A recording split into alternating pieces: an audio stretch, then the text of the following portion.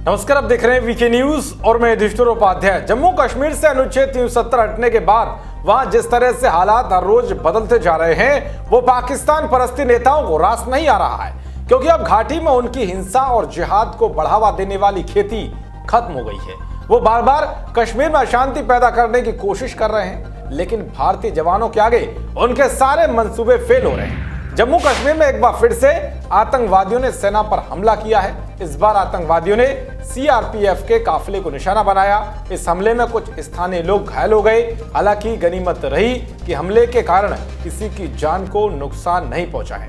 अब इस हमले के बाद जम्मू कश्मीर से एक ऐसी खबर सामने आई है जिससे लग रहा है कि वहां कुछ बड़ा होने वाला है। दरअसल जम्मू कश्मीर में बड़ी संख्या में अर्धसैनिक बल पहुंच गए हैं। उनमें से ज्यादातर उत्तरी कश्मीर और जम्मू क्षेत्र के कुछ हिस्सों में तैनात किए गए हैं। बड़े पैमाने पर पैरामिलिट्री फोर्सेस की तैनाती से कुछ स्थानीय नेताओं की चिंता बढ़ गई है, क्योंकि ये पहली बार है जब अगस्त 2019 के बाद से इस तरह की तैनाती हुई है। अगस्त 2019 में केंद्र सरकार ने जम्मू और कश्मीर का विशेष राज्य का दर्जा समाप्त कर दिया था और इसे 2 केंद्र शासित प्रदेशों में विभाजित कर दिया था। हालांकि अधिकारियों ने उन आशंकाओं और अफवाहों को खारिज किया है कि बड़े पैमाने पर फोर्सेज की तैनाती का मतलब राज्य में बड़ा उलटफेर या कोई बड़ी गतिविधि हो सकती है। एक वरिष्ठ पुलिस अधिकारी ने कहा है कि केंद्र शासित प्रदेश में आने वाले अर्धसैनिक बल वे हैं जो पश्चिम बंगाल और अन्य राज्यों में चुनाव ड्यूटी के लिए गए थे। राज्य के पुलिस महानिरीक्षक विजय कुमार ने कहा है कि ये सैनिक उन राज्यों से लौट रहे हैं जहां हाल ही में चुनाव हुए थे,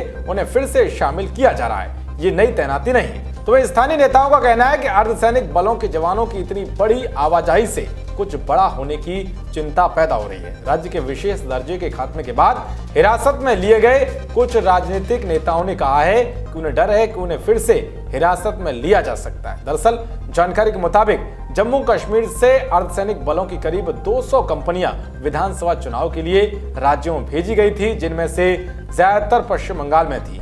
1 महीने पहले 50 कंपनियां लौटी और बाकी अब वापस आ रही हैं और उन्हें फिर से तैनात किया जा रहा है। दरअसल अगस्त 2019 में राज्य का विशेष दर्जा खत्म करने की घोषणा से पहले केंद्रीय अर्धसैनिक बलों की कम से कम 800 अतिरिक्त कंपनियों को कश्मीर घाटी में तैनात किया गया था।